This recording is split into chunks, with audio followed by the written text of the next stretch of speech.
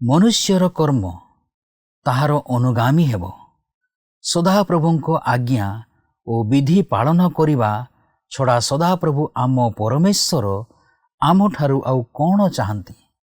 सदाप्रभुଙ୍କର सेवा कार्य पाई तांको छामुरे ठिया हेबा पाई ईश्वर आममानकु जगत ठारु अलगा करी अछंती।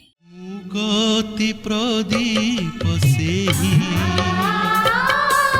निराशरे आशा देई ए घोर दुर्दिन काले बंधुर पथ धारे दिए से जे शांति शिखा दिए से जे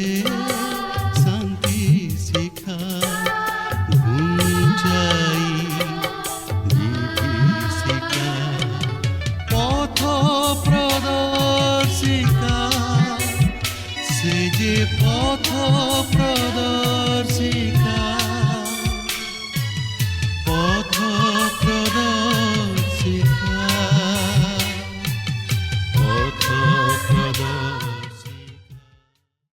ख्रीष्टरे प्रिय दर्शक बंधु, प्रभु जीशु ख्रीष्टଙ୍କ बहुमूल्य नामरे आपणଙ୍କୁ नमस्कार जणाई आजिर पथ प्रदर्शिका कार्यक्रम को स्वागत करूअछि। गत पाठरे आमे माने जहा शिक्षा कलु विश्वास करू आपण माने समस्ते उपकृत होइथिबे। नियमित एही कार्यक्रम देखुथांतु ओ आममानक सहित फोन रे जोगाजोग जारी रखि थांतु। प्रभु निश्चय आपण मानकु आशीर्वाद करिवे।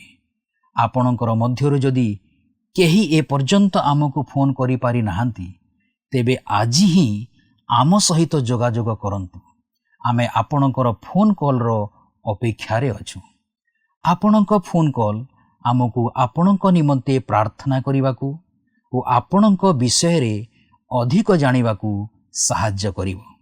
आज पुणी थरे एही कार्यक्रम माध्यम रे आपणक सहित साक्षात करिवार सुजोग पाइथिबारु प्रभुंकु विशेष धन्यवाद दिए। ईश्वरଙ୍କ वाक्य जेपरि आपणक जीवन रे एक आश्चर्य कार्य करिवो ओ आपणक जीवन रे जेपरि एक भिन्न परिवर्तन आनिबो, एहा ही ईश्वरଙ୍କ निकटरे आमर प्रार्थना ओ इच्छा। प्रभुଙ୍କଠାରେ संपूर्ण विश्वास करंतु। आज आमे आउ एक नूतन विषय रे अध्ययन करिबा। ताहा हेला दाऊदଙ୍କର पुत्र जेरुसालेमस्थ राजांकर उपदेशक तार 9 पर्व 1 पदरु 13 पद पर्यंत। उपदेशक कुहंती ईश्वरଙ୍କ निकटरे मुखापेक्षा नाही।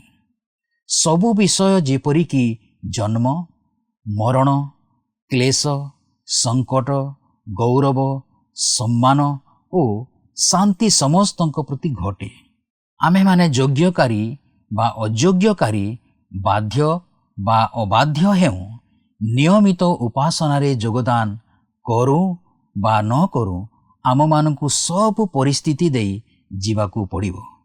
तेणु पृथ्वी रे थिबा समय रे निज हृदय को कठिन किंबा अपरिवर्तित न रखी बरं धैर्य सहित उत्तम कार्य करी गौरव सम्मान ओ अमरता अन्वेषण करू। पृथ्वी परित्याग बा शरीर परित्याग कला परे किछि जानिबा नाही कि किछि फल पाइबा नाही। समस्त प्रेम ईर्षा घृणा नष्ट होइजिबो एवं सूर्य तले जहा किछि कराजिबो जीशुंक न आसीबा पर्यंत तहिर कौनसी अंश आमर नथिबो। कारण कबर रे कौनसी कार्य कि कल्पना कि विद्या कि ज्ञान नाही, किंतु एही पृथ्वी रे खाद्य धन विजय अनुग्रह ई समस्त विषय समस्तଙ୍କ ପାଇଁ ଅଛି। ଏହି ପୃଥିବୀରେ ପରିବାର ମଣ୍ଡଳୀ ଏବଂ ନିଜ କାର୍ଯ୍ୟରେ ଆନନ୍ଦ କରିବା ଛଡ଼ା ଆଉ କୌଣସି ଉତ୍ତମ ବା ସାର ବିଷୟ ନାହିଁ। ଆସନ୍ତୁ ଏହି ବିଷୟରେ ଅଧିକ ଶିକ୍ଷା କରିବା ପୂର୍ବରୁ ଗୋଟିଏ ଭକ୍ତିମୂଳକ ଗୀତ ଶୁଣିବା। ତୃଣମୟ ସ୍ଥାନରେ ଶୟନ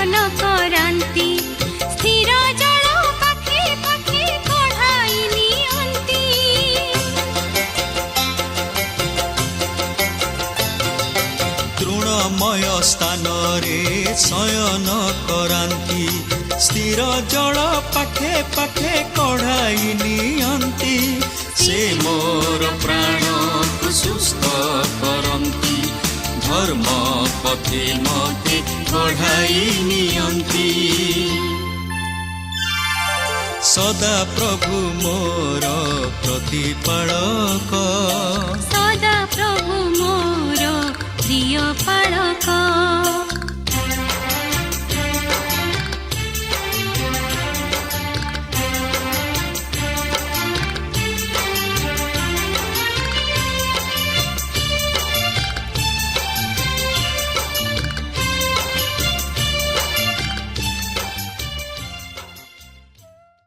ଆସନ୍ତୁ ବର୍ତ୍ତମାନ ଆମେ ପ୍ରଭୁଙ୍କର ବାକ୍ୟ ମଧ୍ୟକୁ ଯିବା। ଆଜି ଆମେ ଉପଦେଶକ 9 ପର୍ବଟିକୁ ଅଧ୍ୟୟନ କରିବା ନିମନ୍ତେ ଯିବା। ଆମେ ନୀତି ଶିକ୍ଷକମାନଙ୍କୁ ଉତ୍ତମ କର୍ମ ଉପରେ ନିର୍ଭରକାରୀମାନଙ୍କ ସହିତ ସମାନ କରିଅଛୁ। ଏହି ସ୍ଥାନରେ ଆମେ ତାହାକୁ କାର୍ଯ୍ୟରେ ଲକ୍ଷ୍ୟ କରିବାକୁ ପାରିବା। ଏଥିପୂର୍ବରୁ ଆମେ ଦେଖିସାରିଛୁ ଯେ ଏ ହେଉଛି ସେହି ବ୍ୟକ୍ତି ଯିଏକି କହେ, ମୁଁ ବିଶ୍ୱାସ କରେ ଯେ ଆପଣ ଯଦି ଆପଣଙ୍କର ସାଧୁତାର ଋଣ ପରିଶୋଧ କରନ୍ତି ଓ ଏକ ଉତ୍ତମ ଜୀବନଯାପନ କରନ୍ତି, ତାହେଲେ ଈଶ୍ୱର ଆପଣଙ୍କୁ ଗ୍ରହଣ କରିବେ। ଏ ହେଉଛି ସେହି ବ୍ୟକ୍ତି ଯିଏକି ଭାବେ ଯେ ସେ ନିଜ ଧର୍ମକର୍ମ ନେଇ ସ୍ୱର୍ଗକୁ ଗମନ କରୁଅଛି।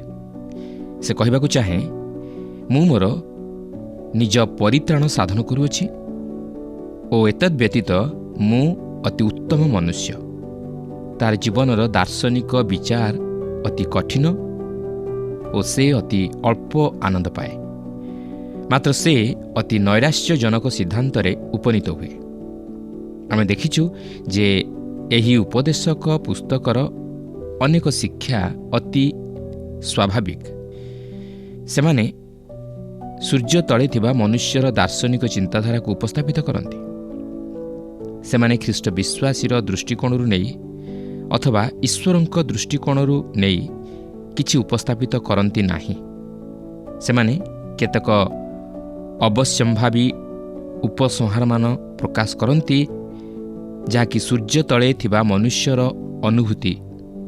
ପବିତ୍ର ଧର୍ମଶାସ୍ତ୍ର ମଧ୍ୟରେ ଏହି ପୁସ୍ତକଟି ସ୍ୱତନ୍ତ୍ର ଭିନ୍ନ।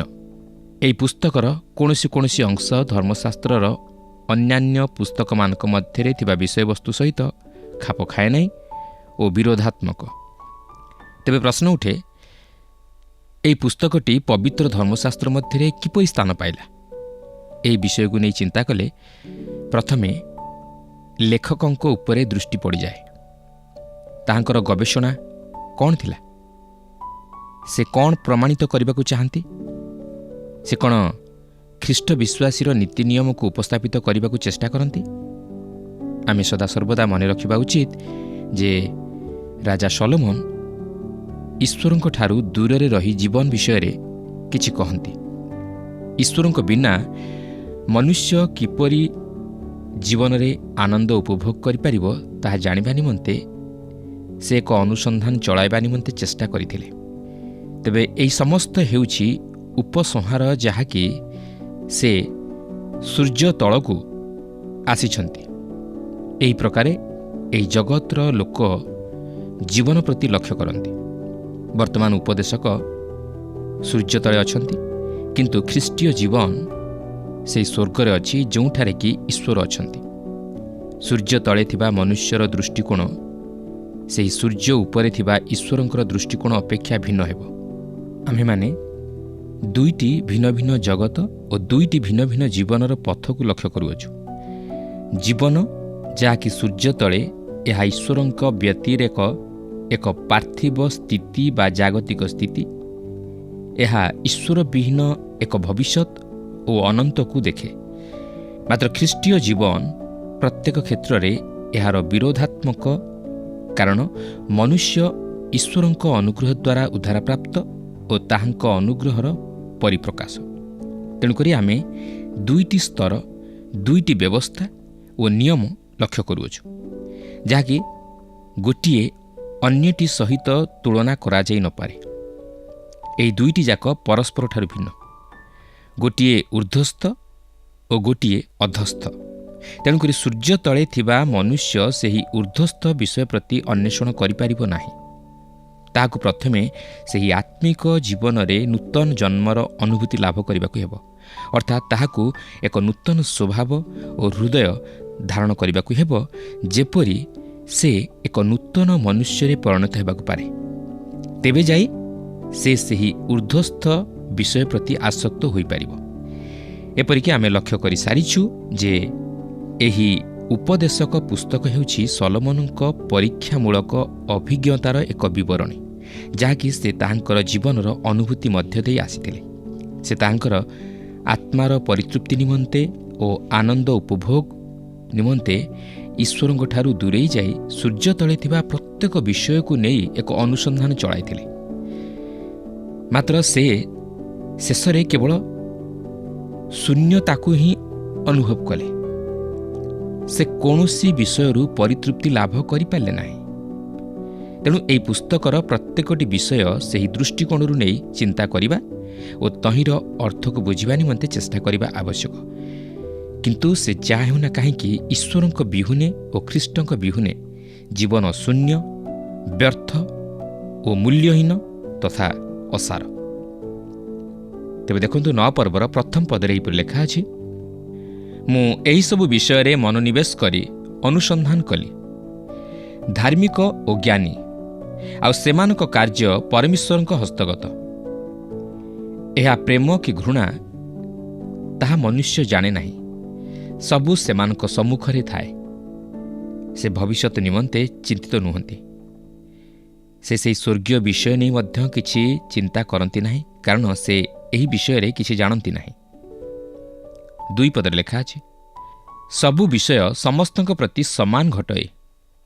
ଧାର୍ମିକ ଓ ଦୁଷ୍ଟ, ସୁଶୀଳ ପୁଣି ସୂଚି ଓ ଅଶୁଚି, ଯଜ୍ଞକାରୀ ଓ ଅଯଜ୍ଞକାରୀ ସମସ୍ତଙ୍କ ପ୍ରତି ଏକ ଘଟନା ହୁଏ।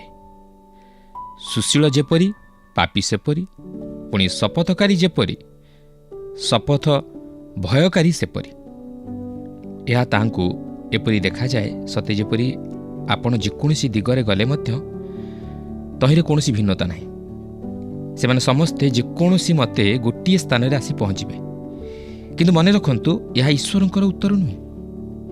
ଏହା ହିଁ ହେଉଛି ସୂର୍ଯ୍ୟ ତଳେ ମନୁଷ୍ୟର ଦୃଷ୍ଟିକୋଣ, ଯେତେବେଳେ କି ସେ ତାହାର ଚତୁଃପାର୍ଶ୍ୱରେ ଥିବା ଲୋକମାନଙ୍କର ଜୀବନକୁ ଲକ୍ଷ୍ୟ କରେ। 9 ପର୍ବର 3 ପଦରେ ଲେଖା ଅଛି, ସୂର୍ଯ୍ୟ ତଳେ ଯେତେ କାର୍ଯ୍ୟ କରାଯାଏ, ତହିଁ ମଧ୍ୟରେ ଦୁଃଖର ବିଷୟ ଏହି ଯେ ସମସ୍ତଙ୍କ ପ୍ରତି ସମାନ ଘଟଣା ହୁଏ। ଆହୁରି ମଧ୍ୟ ମନୁଷ୍ୟ ସନ୍ତାନଗଣର ହୃଦୟ ଦୁଷ୍ଟତାରେ ପରିପୂର୍ଣ୍ଣ ଓ ବଞ୍ଚିଥିବା ଯାଏ ସେମାନଙ୍କ ହୃଦୟରେ ଉନ୍ମତ୍ତତା ଥାଏ, ପୁଣି ତହିଁ ଉତ୍ତାରେ ସେମାନେ ମୃତମାନଙ୍କ ନିକଟକୁ ଯାଆନ୍ତି। ତାହେଲେ କେହି କାହିଁକି କାର୍ଯ୍ୟ କରିବ? ଜୀବନଟା ହେଉଛି ଏକ ଜୁଆ ଖେଳ ଓ ଆପଣ ଆପଣଙ୍କର ପରିସ୍ଥିତି ନିମନ୍ତେ ଦାୟୀ। କିନ୍ତୁ ଏହିପରି ଚିନ୍ତାଧାରା ଜଣେ ଖ୍ରୀଷ୍ଟ ବିଶ୍ୱାସୀର ଚିନ୍ତାଧାରା ନୁହେଁ। 9 ପର୍ବର 4 ପଦରେ ଲେଖା ଅଛି, କାରଣ ଯେଉଁ ଲୋକ ଜୀବିତ ଲୋକସମୂହ ମଧ୍ୟରେ ମିଶ୍ରିତ, ତାହାର ଭରସା ଥାଏ, ଯେହେତୁ ମୃତ ସିଂହ ଅପେକ୍ଷା ଜୀବିତ କୁକୁର ଭଲ। ଯଦି ଆପଣ ଏହି ବିଷୟକୁ ଭିତ୍ତି କରି ଚାଲନ୍ତି, ତାହେଲେ ଏହାର ଉତ୍ତର ହେଉଛି ଖାଅ, ପିଅ ଓ ଆନନ୍ଦ କର, ଯେହେତୁ ଆସନ୍ତାକାଲି ଆମମାନେ ମରିବା। ତାହେଲେ ଆପଣ ଜଣେ ମୂର୍ଖ ହୋଇଥାନ୍ତୁ କିମ୍ବା ଜ୍ଞାନୀ ହୋଇଥାନ୍ତୁ, ଏଥିରେ କୌଣସି ଭିନ୍ନତା ନାହିଁ। ଏହା ମରିବା ଅପେକ୍ଷା ବଞ୍ଚିବା ଭଲ, ଯଦିବା ଆପଣ ବଞ୍ଚିବା ଅବସ୍ଥାରେ ମୂର୍ଖ ହୋଇ ରହିଛନ୍ତି, ଯେହେତୁ ମୃତ ସିଂହ ଅପେକ୍ଷା ଜୀବିତ କୁକୁର ଭଲ। 9 ପର୍ବର 5 ପଦରେ ଲେଖା ଅଛି, ଜୀବିତ ଲୋକେ ମରିବେ ବୋଲି ଜାଣନ୍ତି, ମାତ୍ର ମୃତ ଲୋକମାନେ କିଛି ଜାଣନ୍ତି ନାହିଁ, କେବଳ ସେମାନେ ଆଉ କୌଣସି ଫଳ ପାଆନ୍ତି ନାହିଁ, କାରଣ ସେମାନଙ୍କ ବିଷୟକ ସ୍ମରଣ ବିସ୍ମୃତ ହୁଏ। ଏହି ଅଂଶରେ ଓ 10 ପଦରେ ଆତ୍ମା ନିଦ୍ରାର ଚିନ୍ତାଧାରା ଉଦ୍ରେକ ହୁଏ। ଏହି ସମସ୍ତ ବିଷୟ ସୂର୍ଯ୍ୟ ତଳେ ଥିବା ଜଣେ ମନୁଷ୍ୟର ଅନୁସନ୍ଧାନ। ଏହି ପ୍ରକାରେ ଏହା ଦେଖାଯାଏ ଯେ ଯଦି ମୃତ୍ୟୁ ହେଉଛି ଅନ୍ତ, ତାହେଲେ ମୃତ୍ୟୁ ପରେ ଆଉ କିଛି ନାହିଁ। ସେହି କାରଣରୁ ସେ କହନ୍ତି ଯେ ମୃତ ସିଂହ ଅପେକ୍ଷା ଜୀବିତ କୁକୁର ଭଲ। ମାତ୍ର ଈଶ୍ୱର ଆମମାନଙ୍କୁ କହନ୍ତି ଯେ ମୃତ୍ୟୁ ପରେ କ'ଣ ଘଟେ?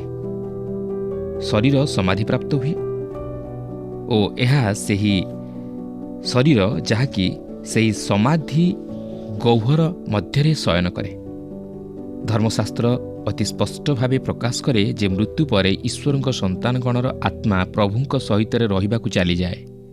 ସେଥିପାଇଁ ଦ୍ୱିତୀୟ କରନ୍ଥୀୟ 5 ପର୍ବର 6-8 ପଦରେ ଲେଖା ଅଛି, ଅତଏବ ଆମେମାନେ ସର୍ବଦା ସାହସୀ ଅଟୁ, ଆଉ ଏହି ଶରୀରରେ ଯେପର୍ଯ୍ୟନ୍ତ ନିବାସ କରୁଅଛୁ ସେ ପର୍ଯ୍ୟନ୍ତ ଯେ ପ୍ରଭୁଙ୍କଠାରୁ ଦୂରରେ ପ୍ରବାସ କରୁଅଛୁ ଏହା ଜାଣୁ, କାରଣ ଆମ୍ଭେମାନେ ଦୃଶ୍ୟ ବିଷୟ ଦେଇ ଜୀବନଯାପନ ନ କରି ବିଶ୍ୱାସରେ ଜୀବନଯାପନ କରୁଅଛୁ। ହଁ, ଆମ୍ଭେମାନେ ସାହସୀ ଅଟୁ, ଆଉ ଶରୀରଠାରୁ ଦୂରରେ ବାସ କରି ବରଂ ପ୍ରଭୁଙ୍କ ନିକଟରେ ନିବାସ କରିବାରେ ଆମ୍ଭମାନଙ୍କର ଅଧିକ ସନ୍ତୋଷ। ତେଣୁ ଆତ୍ମା ଯାହାକି ପ୍ରକୃତ ବ୍ୟକ୍ତି ପ୍ରଭୁଙ୍କ ସହିତ ରହିବା ନିମନ୍ତେ ତାହାଙ୍କ ନିକଟକୁ ଚାଲିଯାଏ। ଶରୀରଠାରୁ ଅନୁପସ୍ଥିତ ମାତ୍ର ପ୍ରଭୁଙ୍କ ସହିତ ଉପସ୍ଥିତ। ଆପଣ ଓ ମୁଁ ଆମେ ଯେଉଁ ଶରୀରରେ ବାସ କରୁଅଛୁ ଏହା ଆମମାନଙ୍କର ପାର୍ଥିବ ଶରୀର ବା ପାର୍ଥିବ ତମ୍ବୁ ଓ ଆମେ ଦିନେ ଏଥିରୁ ବାହାରି ଚାଲିଯିବା। ତେଣୁ ଆପଣ ଦେଖନ୍ତୁ, ଆତ୍ମା ନିଦ୍ରା ଖ୍ରୀଷ୍ଟ ବିଶ୍ୱାସୀ ଦୃଷ୍ଟିକୋଣରୁ ନେଇ ଗ୍ରହଣଯୋଗ୍ୟ ନୁହେଁ। 9 ପର୍ବର 6 ପଦରେ ଲେଖା ଅଛି, ଯେପରି ସେମାନଙ୍କର ପ୍ରେମ ସେପରି ସେମାନଙ୍କର ଘୃଣା ଓ ଈର୍ଷା ନଷ୍ଟ ହୁଏ, କିମ୍ବା ସୂର୍ଯ୍ୟ ତଳେ ଯାହା କିଛି କରାଯାଏ ତହିଁରେ ଅନନ୍ତକାଳ ସେମାନଙ୍କର କୌଣସି ଅଂଶ ନଥାଏ। ଏହା ଏପରି ଦେଖାଯାଏ ଯେପରିକି ଜୀବନ ଅସାର, ବ୍ୟର୍ଥ, ଉଦ୍ଦେଶ୍ୟବିହୀନ ଓ ଅର୍ଥହୀନ। ଯଦି ମୃତ୍ୟୁ ସବୁ କିଛିର ଅନ୍ତ ହୁଏ, ତାହେଲେ ମନୁଷ୍ୟ ପଶୁ ସହିତ ସମାନ। ସେମାନଙ୍କ ମଧ୍ୟରେ କୌଣସି ପାର୍ଥକ୍ୟତା ନାହିଁ, ଯେହେତୁ ସେମାନଙ୍କର ଶେଷ ଦଶା ଏକ ପ୍ରକାରର। ମାତ୍ର ବାସ୍ତବରେ ଜୀବନ ତାହା ନୁହେଁ। ମନୁଷ୍ୟର ଜୀବନ ଅତି ବହୁମୂଲ୍ୟ ଓ ମନୁଷ୍ୟ ଏହି ସୃଷ୍ଟିର ସବୁଠାରୁ ଶ୍ରେଷ୍ଠ ପ୍ରାଣୀ। ଆମେ ଈଶ୍ୱରଙ୍କ ହସ୍ତ ଦ୍ୱାରା ନିର୍ମିତ ଓ ଆମେ ଈଶ୍ୱରଙ୍କ ନିକଟକୁ ବାହୁଡ଼ି ଯିବା।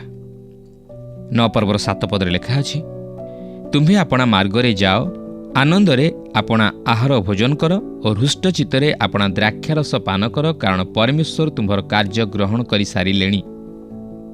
ଉତ୍ତମ କର୍ମ ଉପରେ ନିର୍ଭରକାରୀମାନେ ଯେଉଁମାନେ କି ଭାବନ୍ତି ଯେ ମୃତ୍ୟୁ ସମସ୍ତ ବିଷୟର ଅନ୍ତ, ସେମାନେ ଏହି ପ୍ରକାର ଆମୋଦ ପ୍ରମୋଦରେ ଅତି ଆନନ୍ଦ ଅନୁଭବ କରନ୍ତି। ସେମାନେ ହୃଷ୍ଟଚିତ୍ତରେ ଆପଣା ଦ୍ରାକ୍ଷାରସ ପାନ କରନ୍ତି। ସେମାନେ ଏହି ଜଗତର ସମସ୍ତ ଭୋଗବିଳାସକୁ ଉପଭୋଗ କରି ଆନନ୍ଦ ଉଲ୍ଲାସରେ ମଜିଯାଆନ୍ତି। ତାହା ହିଁ ଏହି ଜଗତର ଜାଗତିକ ମନା ଲୋକମାନଙ୍କର ଚିନ୍ତାଧାରା। ସେମାନେ ଜଗତକୁ ଉପଭୋଗ କରିବାକୁ ଚାହାନ୍ତି, ଆଉ ସେମାନେ ଭାବନ୍ତି ତହିଁରେ କିଛି ପାପ ନାହିଁ, ତହିଁରେ କିଛି ଦୋଷ ନାହିଁ। 9 ପର୍ବର 8 ପଦରେ ଲେଖା ଅଛି, ତୁମ୍ଭର ବସ୍ତ୍ର ସର୍ବଦା ଶୁଭ୍ର ଥାଉ ଓ ତୁମ୍ଭ ମସ୍ତକରେ ତୈଳର ଅଭାବ ନ ହେଉ। ସେ ନିଜକୁ ଅତି ସୁନ୍ଦର ବେଶଭୂଷାରେ ସଜ୍ଜିତ କରି ନିଜକୁ ଦେଖାଇ ହେବାକୁ ଚେଷ୍ଟା କରେ।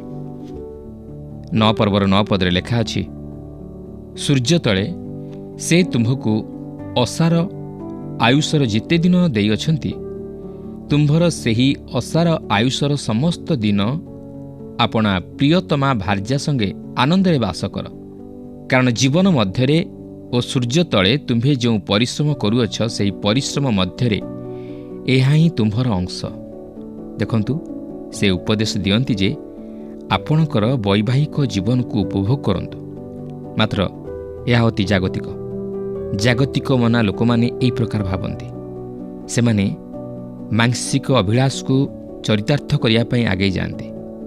ସେମାନଙ୍କର କେବଳ ଗୋଟିଏ ମାତ୍ର ଲକ୍ଷ୍ୟ ହେଉଛି ସେମାନଙ୍କର ମାଂସିକ ଅଭିଳାଷକୁ ଚରିତାର୍ଥ କରିବା। ତେଣୁକରି ସେମାନେ ଏହି ପ୍ରକାର ଚିନ୍ତାଧାରାରେ ଆଗେଇ ଯାଆନ୍ତି। 9 ପର୍ବର 10 ପଦରେ ଏହିପରି ଲେଖା ଅଛି, ତୁମ୍ଭ ହସ୍ତ ଯେକୌଣସି କାର୍ଯ୍ୟ କରିବାକୁ ପାଏ ତାହା ଆପଣା ଶକ୍ତିରେ କର, କାରଣ ତୁମ୍ଭେ ଯେଉଁ ସ୍ଥାନକୁ ଯାଉଅଛ ସେହି କବରରେ କୌଣସି କାର୍ଯ୍ୟ କି କଳ୍ପନା କି ବିଦ୍ୟା କି ଜ୍ଞାନ ନାହିଁ। ହଁ, ଏହା ସତ୍ୟ ଯେ ସମାଧି ଗହ୍ୱର ମଧ୍ୟରେ ମନୁଷ୍ୟର ଶରୀର ଆଉ କୌଣସି କାର୍ଯ୍ୟ କରିପାରିବ ନାହିଁ, କିମ୍ବା ତାହାର ମସ୍ତିଷ୍କ ଆଉ କୌଣସି କାର୍ଯ୍ୟ କରିବ ନାହିଁ। ସଲୋମନ ଏଠାରେ କେବଳ ଶରୀର ବିଷୟ ନେଇ ପ୍ରକାଶ କରନ୍ତି। ଏହା ସେହି ହସ୍ତ ଯାହାକି ସମାଧିସ୍ଥ ହୁଏ, କିନ୍ତୁ ଆତ୍ମା ନୁହେଁ। ଯଦି ଆପଣ ଈଶ୍ୱରଙ୍କ ସନ୍ତାନ, ତାହେଲେ ଆପଣ ପ୍ରଭୁଙ୍କର ଉପସ୍ଥିତି ମଧ୍ୟକୁ ଚାଲିଯିବେ। କିନ୍ତୁ ଆପଣ ଯଦି ଈଶ୍ୱରଙ୍କ ସନ୍ତାନ ହୋଇନଥାନ୍ତି, ତାହେଲେ ଆପଣ ସେହି ମହାନ ଶ୍ୱେତ ସିଂହାସନ ନିକଟରେ ବିଚାରିତ ହେବା ନିମନ୍ତେ ଉତ୍ଥିତ ନ ହେବା ପର୍ଯ୍ୟନ୍ତ ଆପଣ ସେହି ମୃତମାନଙ୍କ ସ୍ଥାନକୁ ଚାଲିଯିବେ। ତେଣୁ ଏହି ଜୀବନର ପରିସମାପ୍ତି କେବଳ ମୃତ୍ୟୁରେ ସୀମାବଦ୍ଧ ନୁହେଁ। ଖ୍ରୀଷ୍ଟ ବିଶ୍ୱାସୀ ନିମନ୍ତେ ମୃତ୍ୟୁ ଅନ୍ତ ନୁହେଁ, ମାତ୍ର ଅନନ୍ତକୁ ଯିବାର ଏକ ସୋପାନ। ଖ୍ରୀଷ୍ଟ ବିଶ୍ୱାସୀ ନିମନ୍ତେ ମୃତ୍ୟୁ ପରାଜୟର ବିଷୟ ନୁହେଁ, ମାତ୍ର ବିଜୟର ଚିହ୍ନ। ମୃତ୍ୟୁ ଖ୍ରୀଷ୍ଟ ବିଶ୍ୱାସୀ ନିମନ୍ତେ ଦୁଃଖର କାରଣ ନୁହେଁ, ମାତ୍ର ଆନନ୍ଦର କାରଣ। କାରଣ ସେ ଜାଣେ ଯେ ମୃତ୍ୟୁ ପରେ ସେ ପ୍ରଭୁ ଯୀଶୁଙ୍କ ସହିତ ରହିବା ପାଇଁ ଯାଉଅଛି। ସେ ସେହି ବିଶ୍ରାମରେ ପ୍ରବେଶ କରିବା ପାଇଁ ଯାଉଅଛି।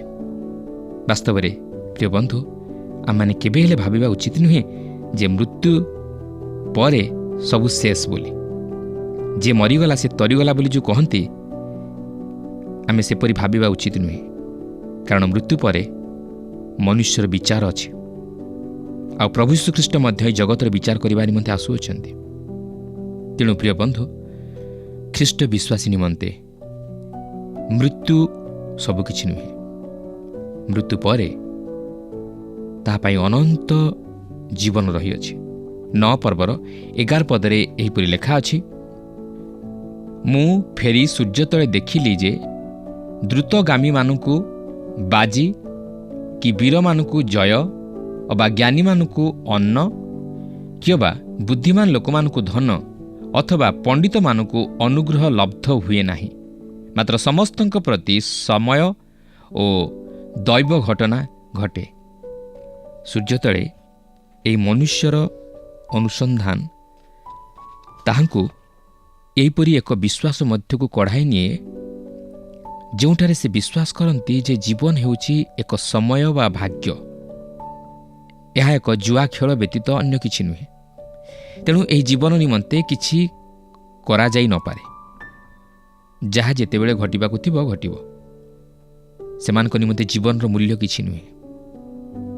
କିନ୍ତୁ ପ୍ରିୟ ବନ୍ଧୁ, ଈଶ୍ୱର ଯେଉଁ ମନୁଷ୍ୟକୁ ନିଜ ସାଦୃଶ୍ୟ ଓ ପ୍ରତିମୂର୍ତ୍ତିରେ ସୃଷ୍ଟି କରିଅଛନ୍ତି, ସେହି ଜୀବନ କେତେ ବହୁମୂଲ୍ୟ। ମନୁଷ୍ୟ ଜୀବନ ଅତି ବହୁମୂଲ୍ୟ। ଏହା ଈଶ୍ୱରଙ୍କ ଦୃଷ୍ଟିରେ ଅତି ବହୁମୂଲ୍ୟ। ଈଶ୍ୱର ଚାହାନ୍ତି ନାହିଁ କୌଣସି ମନୁଷ୍ୟ ବିନଷ୍ଟ ହେଉ। ସେଥିନିମନ୍ତେ ସେ ଉଦ୍ଧାରର ପଥ ମଧ୍ୟ ପ୍ରସ୍ତୁତ କଲେ। ତାହା ନ ହୋଇଥିଲେ ଉଦ୍ଧାରର ପଥ ପ୍ରସ୍ତୁତ କରିବା କିଛି ଆବଶ୍ୟକ ନଥାନ୍ତା। ଯଦି ମନୁଷ୍ୟ ଜୀବନର କୌଣସି ମୂଲ୍ୟ ନାହିଁ, ତାହେଲେ ମନୁଷ୍ୟ ପାଇଁ ଈଶ୍ୱର କାହିଁକି ଏତେ ଯୋଜନା କରିଥାନ୍ତେ? କାହିଁକି ସେ ଉଦ୍ଧାରର ଯୋଜନା କରିଥାନ୍ତେ? କାହିଁ ଏ ସମସ୍ତ ବିଷୟ ଘଟିଥାନ୍ତା? କାହିଁକି ଏ ବାକ୍ୟ ଲେଖାଯାଇଥାନ୍ତା? ପ୍ରିୟ ବନ୍ଧୁ, ଆମେ ଜାଣି ରଖିବା ଉଚିତ ଯେ ଈଶ୍ୱରଙ୍କ ଦୃଷ୍ଟିରେ ମନୁଷ୍ୟର ଜୀବନ ଅତି ବହୁମୂଲ୍ୟ। ଏହାପରେ 9 ପର୍ବର 12 ଓ 13 ପଦରେ ଏହିପରି ଲେଖା ଅଛି, କାରଣ ମନୁଷ୍ୟ ମଧ୍ୟ ଆପଣା ସମୟ ଜାଣେ ନାହିଁ। ଯେପରି ମତ୍ସ୍ୟଗଣ ଅଶୁଭ ଜାଲରେ ପଡ଼ନ୍ତି ଓ ଯେପରି ପକ୍ଷୀଗଣ ଫାନ୍ଦରେ ଧରାଯାଆନ୍ତି, ସେହିପରି ମନୁଷ୍ୟ ସନ୍ତାନଗଣ ଅକସ୍ମାତ୍ ଉପସ୍ଥିତ ବିପଦ ସମୟରେ ଧରା ପଡ଼ନ୍ତି। ମୁଁ ମଧ୍ୟ ସୂର୍ଯ୍ୟ ତଳେ ଏହି ପ୍ରକାର ଜ୍ଞାନ ଦେଖିଅଛି, ଆଉ ତାହା ମୋ ଦୃଷ୍ଟିରେ ମହତ୍ ବୋଧ ହେଲା। ଯଦି ସମୟ ଓ ଭାଗ୍ୟ ଜୀବନର ଗତି ନିୟନ୍ତ୍ରଣକାରୀ ହୁଏ, ତାହେଲେ ଆପଣ ସେହି ଜାଲରେ ଧରାଯାଇଥିବା ମାଛ ପରି ଅସହାୟ। ମାତ୍ର ଏହା ଏକ ଭ୍ରାନ୍ତ ମତବାଦ। ତେଣୁ ଆସୁ ଆମମାନେ କେବେ ହେଲେ ଭାବିବା ଉଚିତ ନୁହେଁ ଯେ ଆମମାନେ ଅସହାୟ ନିଃସହାୟ। ପ୍ରଭୁ ଆମମାନଙ୍କର ସହିତ ଅଛନ୍ତି। ସେ ଆମମାନଙ୍କୁ କେବେ ହେଲେ ଛାଡ଼ିଦେବେ ନାହିଁ। ପ୍ରଭୁ ଯୀଶୁ କହନ୍ତି, ହେ ପରିଶ୍ରାନ୍ତ ଭାରଗ୍ରସ୍ତ ଲୋକ ସମସ୍ତେ ମୋ ନିକଟକୁ ଆସ, ମୁଁ ତୁମମାନଙ୍କୁ ବିଶ୍ରାମ ଦେବି। ପ୍ରଭୁ ଆମମାନଙ୍କୁ ଅସହାୟ ହେବାକୁ ଛାଡ଼ନ୍ତି ନାହିଁ। ସେ ଆମମାନଙ୍କର ସହାୟ ଅଟନ୍ତି। ଆଉ ସେ କହନ୍ତି, ଦେଖ ଯୁଗାନ୍ତ ପର୍ଯ୍ୟନ୍ତ ମୁଁ ତୁମମାନଙ୍କ ସଙ୍ଗେ ସଙ୍ଗେ ଅଛି। ପ୍ରଭୁ ପ୍ରତ୍ୟେକଙ୍କୁ ଆଶୀର୍ବାଦ କରନ୍ତୁ। ପ୍ରିୟ ଭାଇ ଭଉଣୀମାନେ, ମୋର ବିଶ୍ୱାସ ଆଜିର ଅଧ୍ୟୟନଟି ଆପଣମାନଙ୍କୁ ନିଶ୍ଚୟ ଭଲ ଲାଗିଥିବ ଓ ଆପଣମାନେ ଆତ୍ମିକ ଜୀବନରେ ଉପକୃତ ହୋଇଥିବେ। ଆପଣମାନଙ୍କ ଜୀବନ, ସମୟ ଓ କାର୍ଯ୍ୟ ଈଶ୍ୱରଙ୍କର ହସ୍ତଗତ। ମୃତ୍ୟୁ ସମସ୍ତଙ୍କ ପାଇଁ ଆସିବ। ପାଉଲଙ୍କ ଲେଖା ଅନୁସାରେ ଅନେକ ଧାର୍ମିକ ଲୋକ ମୃତ୍ୟୁ ବିନା ରୂପାନ୍ତରିତ ହୋଇ ଈଶ୍ୱରଙ୍କ ରାଜ୍ୟରେ ପ୍ରବେଶ କରିବେ। କିନ୍ତୁ ସରଳ ଭାବରେ ଦେଖିଲେ ମୃତ୍ୟୁ ହିଁ ପୃଥିବୀରେ ଦେଖାଯାଏ ଏବଂ ଏହାପରେ ପ୍ରତ୍ୟେକଙ୍କ ନିମନ୍ତେ ସେ ଜ୍ଞାନୀ, ଧନୀ, ଧାର୍ମିକ ଓ ଅଧାର୍ମିକ ହେଉ, ପ୍ରତ୍ୟେକଙ୍କ ନିମନ୍ତେ ଈଶ୍ୱରଙ୍କ ବିଚାର ନିଶ୍ଚିତ। ପୁଣି ତାପରେ ଦୁଷ୍ଟମାନେ ଅନନ୍ତ ଶାସ୍ତି ଓ ଧାର୍ମିକ ଅନନ୍ତ ଜୀବନ ପାଇବେ। ମାଥିଉ ତାର 25 ପର୍ବ ତାର 46 ପଦରେ ଏହି ଅନନ୍ତ ଜୀବନର ଆଶା ହେତୁ ଆସୁ ଈଶ୍ୱରଙ୍କ ସହ ରହି ସମସ୍ତ କାର୍ଯ୍ୟରେ ଯଥା ଘର କାର୍ଯ୍ୟ ବା ବାହାରର କାର୍ଯ୍ୟ ହେଉ ଆନନ୍ଦ କରୁ। ଆସୁ ଈଶ୍ୱରଙ୍କ ସହ ରହି ସମସ୍ତ କାର୍ଯ୍ୟରେ ଯଥା ଘର କାର୍ଯ୍ୟ ବା ବାହାର କାର୍ଯ୍ୟ ହେଉ ଆନନ୍ଦ କରୁ, କାରଣ ଏହା ମନୁଷ୍ୟର ପରିଶ୍ରମର ଉତ୍ତମ ଅଂଶ। ଆଳସ୍ୟ ପରାୟଣ ନ ହୋଇ ଈଶ୍ୱରଙ୍କ ସେବାରେ ଆମମାନଙ୍କ ପରିଶ୍ରମ ଯେ ନିଷ୍ଫଳ ନୁହେଁ, ଏହା ଜାଣି ସୁବେବିକ ହୋଇ ଈଶ୍ୱର ପରାୟଣ ଜୀବନ ଯାପନ କରିବାକୁ ପଛଘୁଞ୍ଚା ନ ଦେଉ। ପ୍ରିୟ ଦର୍ଶକ ବନ୍ଧୁ, ଆଜି ତ ଆମ ସମୟ ଶେଷ ହେଲାଣି। ପରବର୍ତ୍ତୀ କାର୍ଯ୍ୟକ୍ରମରେ ପୁଣି ଆପଣଙ୍କ ସହିତ ସାକ୍ଷାତ ହେବ ଫୋନ୍ ମାଧ୍ୟମରେ ଓ ଏହି କାର୍ଯ୍ୟକ୍ରମ ମାଧ୍ୟମରେ ଆମ ସହିତ ଯୋଡ଼ି ହୋଇ ରୁହନ୍ତୁ। ଆପଣଙ୍କ ଠାରୁ ବିଦାୟ ନେବା ପୂର୍ବରୁ ଆସନ୍ତୁ ପ୍ରାର୍ଥନା କରିବା। ପବିତ୍ର ଦୟାଳୁ ସ୍ୱର୍ଗସ୍ଥ ପିତା, ଆମେ ତୁମକୁ ଧନ୍ୟବାଦ ଦେଉଅଛୁ। ଏହି ଜଗତ ମଧ୍ୟରେ ଯେତେବେଳେ ଆମେ ବଞ୍ଚି ରହିଛୁ ପ୍ରଭୁ, ଆମମାନଙ୍କୁ ତୁମେ ବିଶ୍ୱାସମୟ ଜୀବନ କାଟିବା ପାଇଁ ସାହାଯ୍ୟ କର। ତୁମରି ବାକ୍ୟ ଅନୁଯାୟୀ ଆମମାନଙ୍କୁ ତୁମେ ଜୀବନ କାଟିବା ପାଇଁ ସାହାଯ୍ୟ କର। ତୁମରି ବାକ୍ୟ ଦ୍ୱାରା ଆମମାନଙ୍କୁ ତୁମେ ସୁପରାମର୍ଶ, ସୁଚେତନା ପ୍ରଭୁ ତୁମେ ଦେଇଥାଅ। ଆମେ ଯେପରି ଏ ଜଗତ ମଧ୍ୟରେ ବଞ୍ଚିଥିବା ସ୍ଥଳେ ପ୍ରିୟ ପ୍ରଭୁ, ତୁମରି ବାକ୍ୟ ଅନୁଯାୟୀ ଆମମାନଙ୍କର ଜୀବନକୁ ଯେପରି ତୁମର ଉଦ୍ଦେଶ୍ୟରେ ଯେପରି ସଜାଡ଼ିବାକୁ ପାରିବୁ, ତୁମ ନିମନ୍ତେ ଯେପରି ବ୍ୟବହାର ହେବାକୁ ପାରିବୁ, ସେହିପରି ଆମମାନଙ୍କୁ ତୁମେ ସାହାଯ୍ୟ କର। ମନ୍ଦରୁ, ଅଧର୍ମରୁ, ସମସ୍ତ ପ୍ରକାର ଅମଙ୍ଗଳତାରୁ ତୁମେ ଆମମାନଙ୍କୁ ବଞ୍ଚାଇ ରଖ। ଏକ ପବିତ୍ରତାର ଜୀବନ ମଧ୍ୟରେ ଆମମାନଙ୍କୁ ତୁମେ କଢ଼ାଇ ନିଅ। ଗୌରବ ସମ୍ଭ୍ରମ କେବଳ ତୁମକୁ ଦେଇ ଯୀଶୁଙ୍କ ମଧୁର ନାମରେ ଏହି ପ୍ରାର୍ଥନା ମାଗୁଅଛୁ, ଆମେନ୍। ବହୁତ ବହୁତ ଧନ୍ୟବାଦ। ପ୍ରଭୁ ଆପଣମାନଙ୍କୁ ଆଶୀର୍ବାଦ କରନ୍ତୁ। ଧନ୍ୟବାଦ। ଗତ ପ୍ରଶ୍ନର ଉତ୍ତରଟି ହେଲା ପି ପ୍ରଭୁ ଯୀଶୁ। ଆଜିର ପ୍ରଶ୍ନଟି ହେଲା, କାହା ବିନା ଆମ ଜୀବନ ଶୂନ୍ୟ ଅଟେ? ଏ ବାପା ମା, ବି ସାଙ୍ଗସାଥି, ସି ଈଶ୍ୱର, ଡି ପ୍ରତିବାସୀ।